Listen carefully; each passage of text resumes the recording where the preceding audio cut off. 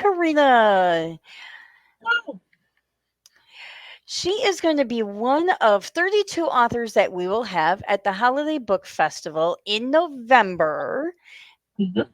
That's taking place on November 30th from 11 a.m. to 5 p.m. at Kensington Mill Falls Events, which is in Milford, Michigan. And it's streaming scrolling across the bottom of the screen.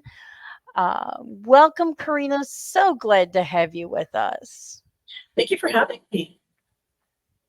I'm So, excited.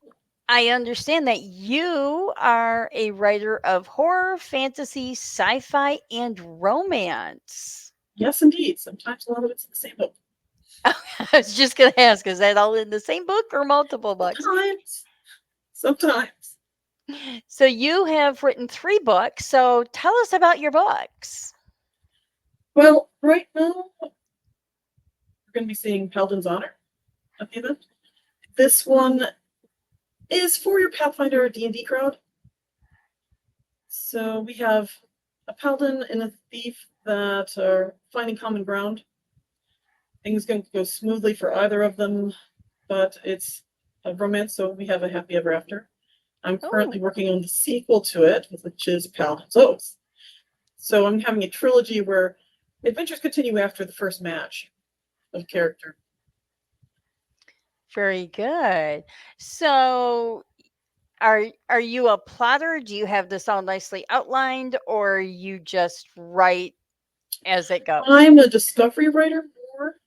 Ah, Outline comes in bits and pieces. I have some idea of what I'd like to have happen, but it needs to be loose because the characters sort of decide where it's going to go in between. I'll be like, oh, I have this very well thought out idea, but the personalities of the characters take over. And I follow the personality because I think it gives you a stronger story to stay in that vibe instead of forcing them down a path that's unnatural. I've seen it in a lot of shows where the characters acting against their instincts for the sake of the plot and never sacrifice plot and or never sacrifice your character's plot. That ends up with an unsatisfying ending. ah. So, Paladin's Honor, you are going to have that in the book cover contest, Mhm. and you're also going to be reading portions of that. Yes, I am. Awesome. So what made you choose these particular genres to write in? I am a long time lover of fantasy. I enjoy fantasy. I'm a fan of fantasy. I love it, but I couldn't write it. Mm. It was the strangest thing. There's a strange illness, and I found other authors who have suffered from this. They wanted to write about elves and unicorns, and it ended up werewolves and decapitations. So I found myself originally starting off. I know. This is what happens.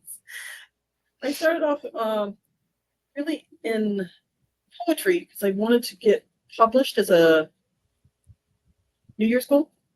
Mm-hmm. So I was like, that year I was going to get published, and I wanted to get started right away. So it was like New Year's Eve, and I dug around and I found online some submissions for poetry, haiku. I'm like, I can do some haiku. There's something for a February Valentine's Day, Mm-hmm. and I got accepted right away, and I was published by February. And I was like, well, that was kind of quick. What do I do now? And the biggest drive for me, I wasn't into it. My former husband, he was. I fell in love with him for his writing, but I couldn't focus. It was rather slow, as opposed to verbal. I like playing games. Mm-hmm. But we moved for his job, and I was around my groups, so I was doing more play by email, and some of that fell apart, and I wanted to see the story finish. So I rewrote it, and I put it to the ending I wanted, and then I went, well, let's continue to do this, and started writing stories, and I got into romance. And eventually, with enough effort, I came back around and got to fantasy, where I wanted to be all along. And I've done a little bit of sci-fi from invitations and things. And sci-fi is not as strong, but I would recommend that people who are trying to write try everything. See where your strength actually lies versus where you think it lies. Horror Mm-hmm. first choice. But I've read a lot of horror also, so I end up with kind of a Stephen King doing romance vibe. I know, but there you are. That's a different vibe. So I would say, if you like Dragon's Eye, you might like this. If you like Elder Scrolls, you probably very much like this. I'm fond of skeletons, so they're all over the place. Awesome. So in your bio, it says you currently live in Michigan. So does Mhm. that mean you are not originally from Michigan or have you traveled? I am a Michigan native, born and Mm-hmm. bred, but my husband was forced to move to Ohio for work. So during that period, I was there a lot. I was technically here, Mm-hmm. but I spent a lot of time down there with him because he was quite lonely and stressed being forced by his job to move out of state. It was in driving distance, barely. Mm. So I'd spend a lot of the week there and come up here on the weekends and make sure the house is okay. We had someone else staying there, so it wasn't unoccupied, but I was back and forth a lot. So it also led to doing a lot of writing because there wasn't much else I could focus on since I was between places so much. Oh. And it says you have a cat. I do. Is your cat in any of your stories? He is not currently featured in any of the stories. He may make an appearance later. He's his name is Hans. He came with the house. Oh, The lady selling it, she had taken care of one of the wild stray cats in the area. okay. Roseville has a tradition of neutering the cats and keeping them around Mm-hmm. because they had the flooding that drove the rats out of Detroit some years back, about Okay. 10 years ago.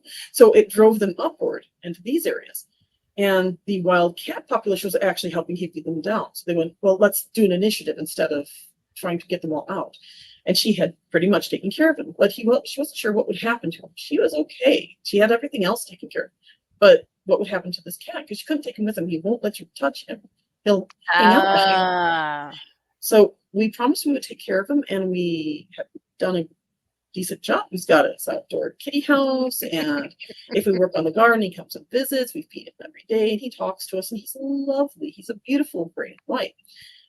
And so his name was Hans, but we've seen another stray that comes around who's a gray mackerel. So it's Mm-hmm. the striped tabby. Mm-hmm. And so we call him Franz. Yeah. They seem to be friendly. Hans and Franz. And they kind of look like Freya's cats from the image of the ones that draw her chariot. So if Oh, I do okay. a story, Hans would probably be one of the cats drawing the chariot. I'll make up something for Franz's personality. And I think Hans and Franz would be great for names for Freya's cats. Awesome. So you've got the three. You've got another book in progress, I or Well, I got a few more under my okay. previous name. So I have Love at the End of All Things, as well as a fanfic writing guide and Lost Heroes 2. Those are, and then one for my husband that was The Under Circus and Other Tales. Oh, okay. But those still vary, and I couldn't really unpublish them terribly easily. Okay. So I've tried to work out how to maintain the pages. I'm looking to redo some of them and do them under my married name, but some of the reviews are from people who were near and dear to my heart who have passed. So I can't Oh, really bring myself to take that away. I yeah. miss them. So I will probably, like I said, redo, add some additional content or discussion, Mm-hmm. and bring out a shiny edition of it and a new cover and that sort of thing. But Okay. I've got to get through some of the trilogy first. And I do have another side story related to this. That's Paladin's Burden. Mm-hmm. And that is following the brother's side story. It's Oh, currently okay. in a first person, so it's more like his thoughts and feelings. Not quite a journal, but similar. It's very intimate with that character. And it picks up where this leaves off and then continues to just before the Oath book. So Ah, I look forward to that one. That one has a gorgeous cover already made for it. I love this thing, but I can't show that one off. The art that's for Oath that was often on my page is a mock-up that I had done for advertisement, but hmm my publisher, White Cat, will decide ah. what the official one will be. That means I can do my own merch for that. Well, awesome. I'm looking forward to meeting you in person in November. We're going to have 31 other authors um, joining us, and just it's going to be a great time. And I think so. looking forward to hearing portions of your book as well. I have a nice empty bookshelf due to just moving, so I'm looking forward to filling it up this November. Well, this one's a little more on the spicy edge. The Keen Mind and Phantom Song, which is in R.J. Lloyd's world, a bunch of us authors were invited to write in it, is a hmm clean paranormal romance. Oh, okay. Depending on what end of the scale you want, I have choices. Awesome. Great. Well, thank you for being on here. I look forward to seeing you. Thank you for having me. This was lovely. Thank you.